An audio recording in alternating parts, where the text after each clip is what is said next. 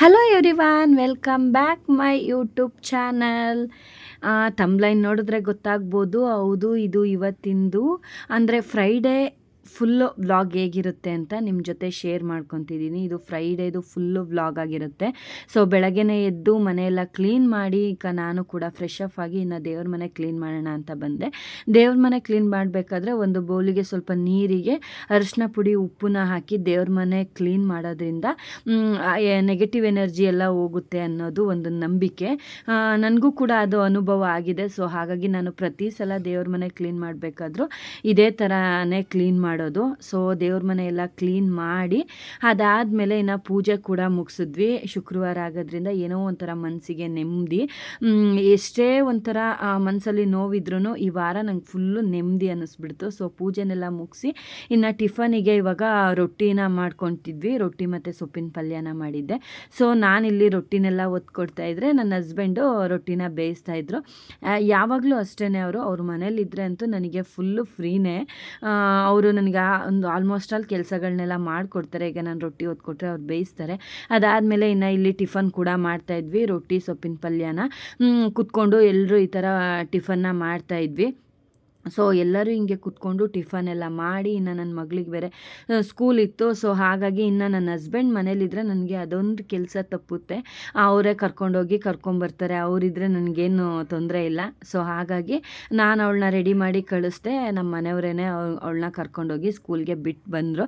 ಅವರು ಸ್ಕೂಲಿಗೆ ಬಿಡೋಕೆ ಹೋದರು. ಅದಾದಮೇಲೆ ಇನ್ನು ನನ್ನ ಆ್ಯಸ್ ಯೂಶುವಲ್ ಕೆಲಸಗಳಿರುತ್ತಲ್ಲ, ಮನೆ ಕ್ಲೀನಿಂಗು ಅದನ್ನು ಮಾಡಿಕೊಂಡು ಇನ್ನು ಹಾಗೆ ಬರ್ತಾ ಸ್ವಲ್ಪ ಹಾಲನ್ನ ತೊಗೊಬಂದರು. ಸೊ ಹಾಗಾಗಿ ಅದನ್ನು ಕೂಡ ಕಾಯಕ್ಕಿಟ್ಟು ಇನ್ನು ಒಂದು ಸ್ವಲ್ಪ ಪೊಟೆಟೊ ಚಿಪ್ಸ್ನ ಮಾಡಿಟ್ಕೊಳ್ಳೋಣ ಅಂತ ಹೇಳಿ, ತುಂಬ ದಿನ ಇರುತ್ತಲ್ವ. ಸೊ ಹಾಗಾಗಿ ಸ್ನ್ಯಾಕ್ಸಿಗೆ ಎಲ್ಲ ಚೆನ್ನಾಗಿರುತ್ತೆ ಅಂಥೇಳಿ ಒಂದು 5 ಪೊಟೆಟೊನ ನೀಟಾಗಿ ತೊಳ್ಕೊಂಡು ಅದನ್ನು ಈ ಥರ ಸ್ಲೈಸಾಗಿ ಕಟ್ ಮಾಡಿ ಇಟ್ಕೊಂಡಿದ್ದೀನಿ. ತುಂಬ ದಪ್ಪನೂ ಅಲ್ಲ ತೆಳುನೂ ಅಲ್ಲ, ಈ ಥರ ಸ್ಲೈಸರಲ್ಲಿ ನೀಟಾಗಿ ಕಟ್ ಮಾಡಿ ಒಂದು ಸ್ವಲ್ಪ ನೀರಿಗೆಲ್ಲ ಹಾಕಿಟ್ಕೊಬೇಕು. ಅದಾದಮೇಲೆ ಈ ಕಡೆ ಒಂದು ಪಾತ್ರೆಯಲ್ಲಿ ಸ್ವಲ್ಪ ನೀರನ್ನ ಮಳ್ಳಕ್ಕೆ ಇಟ್ಕೊಂಡಿದ್ದೀನಿ. ಆ ನೀರು ಮಳ್ಳದ್ಮೇಲೆ ಅದಕ್ಕೆ ಸ್ವಲ್ಪ ಉಪ್ಪು ಹಾಕಬೇಕು. ಉಪ್ಪನ್ನ ಜಾಸ್ತಿ ಹಾಕಬಾರ್ದು, ಆಮೇಲೆ ಉಪ್ಪಾಗಿಬಿಡುತ್ತೆ ಬಿಸಿಲಲ್ಲೆಲ್ಲ ಒಣಗಿದ್ಮೇಲೆ. ಸೊ ಹಾಗಾಗಿ ಸ್ವಲ್ಪ ಉಪ್ಪು ಹಾಕಿ ಅದಕ್ಕೆ ಇದು ನಾವು ಸ್ಲೈಸ್ ಮಾಡ್ಕೊಂಡಿರೋ ಪೊಟ್ಯಾಟೊನೆಲ್ಲ ಅದಕ್ಕೆ ಹಾಕಿಬಿಟ್ಟು ಒಂದು 5ರಿಂದ 10 ನಿಮಿಷ, 10 ನಿಮಿಷನೂ ಬೇಡ, ಒಂದು 5 ನಿಮಿಷ ಅದರಲ್ಲಿ ಬಿಟ್ಟರೆ ಆಯಿತು. ಫುಲ್ಲು ಬೇಯಕ್ಕೆ ಬಿಡಬಾರ್ದು, ಫುಲ್ಲು ಒಡ್ಕೊಂಡು ಬಿಡುತ್ತೆ, ಎಲ್ಲ ಮುರಿದೋಗ್ಬಿಡುತ್ತೆ. ಸೊ ಹಾಗಾಗಿ ಅದನ್ನಾದಮೇಲೆ ಈ ಥರ ಎಲ್ಲ ಸ್ಟ್ರೈನರಲ್ಲಿ ಸ್ಟ್ರೈನ್ ಮಾಡಿಕೊಂಡು ಒಂದು ಸ್ವಲ್ಪ ಹೊತ್ತು ಬಿಡಬೇಕು. ತುಂಬ ಬಿಸಿ ಇರುತ್ತಲ್ಲ. ಸೊ ಹಾಗಾಗಿ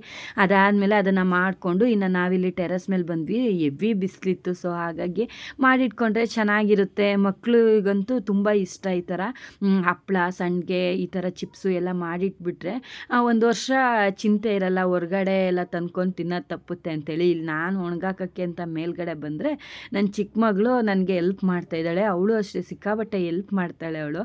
ಸೊ ಅದಾದಮೇಲೆ ಈ ಥರ ನೋಡಿ ಎಲ್ಲ ಬಿಡಿ ಬಿಡಿಯಾಗಿ ಒಣಗಾಕ್ತಿದ್ದೀನಿ. ಒಂದ್ರ ಮೇಲೆ ಒಂದಿದ್ದರೆ ಅದು ಅಂಟ್ಕೊಂಬಿಟ್ರೆ ಬಿಡಲ್ಲ ಮತ್ತು ಒಣಗಾದ್ಮೇಲೆ ಅಂತೇಳಿ ಎಲ್ಲ ಈ ಥರ ಬಿಸಿಲಿಗೆ ಫುಲ್ಲು ಹಾರಾಕ್ತಾಯಿದ್ದೀನಿ. ನೋಡಿ ಇಷ್ಟೇ ಆಗಿದ್ದು. ಒಂದು 5ರಿಂದ 6 ಪೊಟೆಟೊ ತೊಗೊಂಡಿದ್ದೆ. ಇಷ್ಟ ಆಯಿತು, ಬೇಕಾದಾಗ ಮಾಡ್ಕೋಬೋದು ಅಂತ ಹೇಳಿ. ತುಂಬಾ ಚೆನ್ನಾಗಿರುತ್ತೆ ಸಂಜೆ ಟೈಮಲ್ಲೆಲ್ಲ. ಸೊ ಅದಾದಮೇಲೆ ಇನ್ನು ಒಂದು ಮಾವಿನಕಾಯಿ ಇತ್ತು, ಗಿಳ್ ಮಾವಿನಕಾಯಿ. ಸೊ ಅದನ್ನು ಉಪ್ಪು ಖಾರ ಹಾಕ್ಕೊಂಡು ತಿನ್ನೋಣ ಅಂತ ಹೇಳಿ ಅದನ್ನೆಲ್ಲ ಚಿಕ್ಕ ಚಿಕ್ಕದಾಗಿ ಸ್ಲೈಸ್ ಮಾಡಿ ಎಲ್ಲರೂ ಕೂತ್ಕೊಂಡು ಈ ಥರ ಉಪ್ಪು ಖಾರ ಹಾಕ್ಕೊಂಡು ತಿಂದ್ವಿ. ತುಂಬಾ ಚೆನ್ನಾಗಿರುತ್ತೆ. ನನಗಂತೂ ಸಿಕ್ಕಾಬಟ್ಟೆ ಇಷ್ಟ ಇದು. ಸೊ ಅದಾದಮೇಲೆ ಇನ್ನು ಸಂಜೆ ಸ್ನ್ಯಾಕ್ಸ್ ಏನಾದರೂ ಮಾಡು ಅಂದರು. ಅವ್ರ ಮನೇಲಿದ್ದರೆ ಸ್ನ್ಯಾಕ್ಸ್ ಏನಾದ್ರು ಬೇಕು. ಸೊ ಅದಕ್ಕೆ ಪೂರಿ ಇತ್ತು ರೆಡಿ ತಂದಿಟ್ಟಿದ್ದು.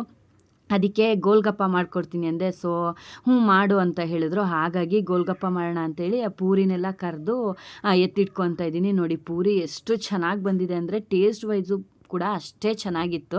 ಇದನ್ನು ನಾನು ಡಿ ಮಾರ್ಟಲ್ಲಿ ತಂದಿದ್ದು. ಸೊ ಅದನ್ನೆಲ್ಲ ಕರೆದಿಟ್ಕೊಂಡು ಈ ಕಡೆ ಪಾನಿ ಮಾಡ್ಕೊಳ್ಳೋಣ ಅಂತ ಹೇಳಿ ಒಂದು ಮಿಕ್ಸಿ ಜಾರಿಗೆ ಸ್ವಲ್ಪ ಪುದೀನ, ಕೊತ್ತಂಬರಿ ಸೊಪ್ಪು, ಒಂದು 7-8 ಹಸಿರು ಮೆಣಸಿನ್ಕಾಯಿ, ಸ್ವಲ್ಪ ಬೆಳ್ಳುಳ್ಳಿ, ಹಾಗೆ ಒಂದು 2 ಇಂಚಷ್ಟು ಶುಂಠಿನ ಹಾಕ್ಕೊಂಡು ಅದ್ರ ಜೊತೆಗೆ ರುಚಿಗೆ ತಕ್ಕಷ್ಟು ಉಪ್ಪನ್ನ ಹಾಕ್ಕೊಬೇಕು.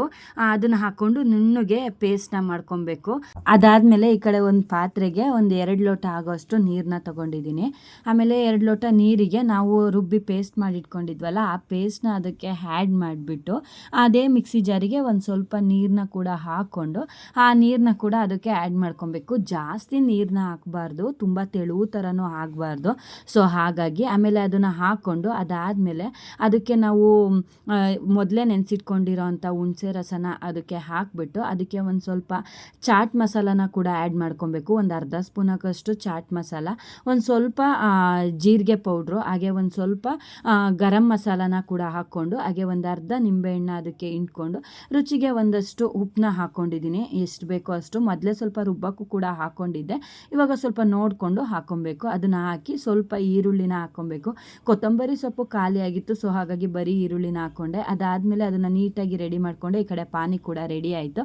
ಇಲ್ಲಿ ಒಂದು 4-5 ಆಲೂಗೆಡ್ಡೆನ ಬೇಯಿಸಿಟ್ಕೊಂಡಿದ್ದೆ, ಅದ್ರ ಜೊತೆಗೆ ಕಡಲೆಕಾಳನ್ನ ಕೂಡ ಹಾಕಿ ಬೇಯಿಸಿ ಎತ್ತಿಟ್ಕೊಂಡಿದ್ದೆ. ಅದ್ರ ಜೊತೆಗೆ ಆ ಸಿಪ್ಪೆನೆಲ್ಲ ತೆಗೆದ್ಬಿಟ್ಟು ಪೊಟ್ಯಾಟೋನ ನೀಟಾಗಿ ಈ ಥರ ಸ್ಮ್ಯಾಶ್ ಮಾಡಿಕೊಂಡು ಅದಕ್ಕೆ ಒಂದು ಸ್ವಲ್ಪ ಖಾರ ಪುಡಿ, ಅದಾದಮೇಲೆ ಸ್ವಲ್ಪ ಚಾಟ್ ಮಸಾಲ, ಸ್ವಲ್ಪ ಪೆಪ್ಪರ್ ಪೌಡರು, ಹಾಗೆ ಒಂದು ಸ್ವಲ್ಪ ಗರಂ ಮಸಾಲ ಇಷ್ಟನ್ನು ಹಾಕ್ಕೊಂಡು ಚೆನ್ನಾಗಿ ಮಿಕ್ಸ್ ಮಾಡ್ಕೊಬೇಕು. ಅದು ಖಾರ ಎಲ್ಲ ಥರ ಮಿಕ್ಸ್ ಆದಮೇಲೆ ಅದಕ್ಕೆ ನಾವು ಬೇಯಿಸ್ಕೊಂಡಿರೋವಂಥ ಕಡಲೆಕಾಳು, ಸ್ವಲ್ಪ ಕೊತ್ತಂಬರಿ ಸೊಪ್ಪು, ಹಾಗೆ ಒಂದು ಸ್ವಲ್ಪ ಈರುಳ್ಳಿನೂ ಕೂಡ ಹಾಕ್ಕೊಂಡು ಅದನ್ನು ಕೂಡ ಈ ಕಡೆ ಚೆನ್ನಾಗಿ ಮಿಕ್ಸ್ ಮಾಡ್ಕೊಬೇಕು. ಇವಾಗ ಸ್ಟಫಿಂಗ್ ಕೂಡ ರೆಡಿ ಆಯಿತು. ಅದಾದಮೇಲೆ ಈ ಕಡೆ ಪೂರಿನ ಈ ಥರ ಎಲ್ಲ ಹೋಲ್ ಮಾಡಿ ಎತ್ತಿಟ್ಕೊತಾ ಇದ್ದೀನಿ. ನೋಡಿ, ನಾನಿಲ್ಲಿ ಈ ಕಡೆ ಮಾಡಬೇಕಾದ್ರೆ ನನ್ನ ಮಗಳು ನಿಧಾನಕ್ಕೆ ಸೇವಾರ್ಥಂ ಸಿದ್ಧಿರಸ್ತು ಅಂತ ಸೇವಾರ್ಥ ಮಾಡ್ತಿದ್ದಾಳೆ. ಸೊ ನಾನೀಗ ಎಲ್ಲದನ್ನು ಆ ಥರ ಹೋಲ್ ಮಾಡಿ ಅದಾದಮೇಲೆ ಅದಕ್ಕೆ ಇವಾಗ ಸ್ಟಫಿಂಗ್ನೆಲ್ಲ ಹಾಕಿ ಇಡ್ತಾ ಇದ್ದೀನಿ. ಟೇಸ್ಟ್ ವೈಸ್ ಅಂತೂ ಸಿಕ್ಕಾಬಟ್ಟೆ ಅಂದರೆ ಸಿಕ್ಕಾಬಟ್ಟೆ ಚೆನ್ನಾಗಿತ್ತು. ರೋಡ್ ಸೈಡಲ್ಲಿ ಯಾವ ರೀತಿ ಟೇಸ್ಟ್ ಕೊಡ್ತಾರೋ ಅದೇ ಥರ ಟೇಸ್ಟ್ ಇತ್ತು. ತುಂಬಾ ಈಸಿಯಾಗಿ ತುಂಬಾ ಸಿಂಪಲ್ಲಾಗಿ ಮಾಡ್ಕೊಬೋದು. ನಾವೇ ಮನೆಯಲ್ಲಿ ಈ ಥರ ಮಾಡ್ಕೊಂಬಿಟ್ರೆ ತುಂಬಾ ಚೆನ್ನಾಗಿರುತ್ತೆ. ಮಕ್ಕಳಿಗಂತೂ ಸಿಕ್ಕಾಬಟ್ಟೆ ಇಷ್ಟ ಆಗುತ್ತೆ. ಸೊ ಅದಾದಮೇಲೆ ನಾನು ಕೂಡ ನನ್ನ ಹಸ್ಬೆಂಡಿಗೆ ಮಕ್ಕಳಿಗೆ ಎಲ್ಲ ಹಾಕಿ ಕೊಟ್ಟೆ. ಎಲ್ಲರೂ ಕೂಡ ತುಂಬ ಅಂದರೆ ತುಂಬಾ ಇಷ್ಟಪಟ್ಟು ತಿಂದರು. ನಿಜವಾಗ್ಲೂ ಸಿಕ್ಕಾಬಟ್ಟೆ ಚೆನ್ನಾಗಿತ್ತು ಅಂತ ಹೇಳ್ತೀನಿ. ಸೊ ಅದಾದಮೇಲೆ ನಾನು ಕೂಡ ಅದನ್ನೆಲ್ಲ ತಿಂದ್ಕೊಂಡೆ. ನನಗೆ ಗೋಲ್ಗಪ್ಪ ಅಂದರೆ ಸಿಕ್ಕಾಬಟ್ಟೆ ಇಷ್ಟ. ಸೊ ಹಾಗಾಗಿ ಅದನ್ನೆಲ್ಲ ತಿಂದು ಅದಾದಮೇಲೆ ಇನ್ನು ಇವತ್ತು ನನ್ನ ಸಮೀಕ್ಷನಿಗೆ ಡ್ಯಾನ್ಸ್ ಕ್ಲಾಸ್ ಇತ್ತು. ಸೊ ಹಾಗಾಗಿ ನಾವು ಅದನ್ನು ತಿನ್ನೋ ಬ್ಯುಸಿನಲ್ಲಿ ಡ್ಯಾನ್ಸ್ ಕ್ಲಾಸ್ ಟೈಮಿಂಗ್ಸ್ನೇ ನೋಡ್ಕೊಂಡಿಲ್ಲ. ಟೈಮ್ ಆಗಿತ್ತು. ಸೊ ಹಾಗಾಗಿ ಬೇಗ ಅವಳನ್ನ ರೆಡಿ ಮಾಡಿಬಿಟ್ಟು ಅವಳಿಗೂ ಡ್ಯಾನ್ಸ್ ಕ್ಲಾಸಿಗೆ ಬಿಡೋಣ ಅಂತ ಹೇಳಿ ಹೋದೆ. ನಮ್ಮ ಸುದೀಕ್ಷನ್ನ ಮನೆಯಲ್ಲೇ ಬಿಟ್ಬಿಟ್ಟು ಇನ್ನು ಇವಳನ್ನ ಡ್ಯಾನ್ಸ್ ಕ್ಲಾಸಿಗೆ ಬಿಟ್ಬಿಡೋಣ ಅಂತ ಹೇಳಿ ಬಂದೆ. ಸೊ ಇವಳನ್ನ ಡ್ಯಾನ್ಸ್ ಕ್ಲಾಸಿಗೆ ಬಿಟ್ಟು ಮನೆಗೆ ಬಂದು ಇನ್ನು ಸ್ವಲ್ಪ ನಾಳೆಗೆ ದೋಸೆ ಮಾಡ್ಕೊಳ್ಳೋಕ್ಕೆ ಅಂತ ಹೇಳಿ ಅಕ್ಕಿ ಎಲ್ಲ ನೆನೆ ಹಾಕಿದ್ದೆ. ಸೊ ಹಾಗಾಗಿ ಬ್ಯಾಟರ್ನ ರೆಡಿ ಮಾಡ್ಕೊಳ್ಳೋಣ ಅಂತ ಹೇಳಿ ಅದನ್ನು ಮಾಡ್ಕೊತಿದ್ದೆ. ಸೊ ಇದಾಗಿತ್ತು ಇವತ್ತಿನ ವ್ಲಾಗ್. ಯಾರಿಗೆಲ್ಲ ವಿಡಿಯೋ ಇಷ್ಟ ಆಯಿತು ದಯವಿಟ್ಟು ಒಂದು ಲೈಕ್ ಮಾಡಿ. ಹಾಗೆ ಈ ವಿಡಿಯೋ ಹೇಗಿತ್ತು ಅಂತ ಒಂದು ಕಾಮೆಂಟ್ ಸೆಕ್ಷನಲ್ಲಿ ತಿಳಿಸಿ. ಹಾಗೆ ಯಾರೆಲ್ಲ ನನ್ನ ಚಾನಲ್ನ ಸಬ್ಸ್ಕ್ರೈಬ್ ಮಾಡ್ಕೊಂಡಲ್ಲೇ ನೋಡ್ತಿದ್ದೀರೋ ದಯವಿಟ್ಟು ಸಬ್ಸ್ಕ್ರೈಬ್ ಮಾಡ್ಕೊಳ್ಳಿ. ಹಾಗೆ ಪಕ್ಕದಲ್ಲೇ ಕಾಣೋ ಅಂಥ ಬೆಲ್ ಐಕನ್ನ ಕ್ಲಿಕ್ ಮಾಡಿ ನಾನು ಮಾಡೋ ಅಂಥ ವಿಡಿಯೋದ ಮೊದಲನೇ ನೋಟಿಫಿಕೇಶನ್ ನಿಮಗೆ ಬರುತ್ತೆ. ಸೊ ಈ ವಿಡಿಯೋಲಿಗೆ ಎಂಡ್ ಮಾಡ್ತಾ ಇದ್ದೀನಿ. ಮತ್ತೊಂದು ವಿಡಿಯೋದೊಂದಿಗೆ ನಿಮ್ಮ ಜೊತೆ ಸಿಗ್ತೀನಿ. ಬಾಯ್.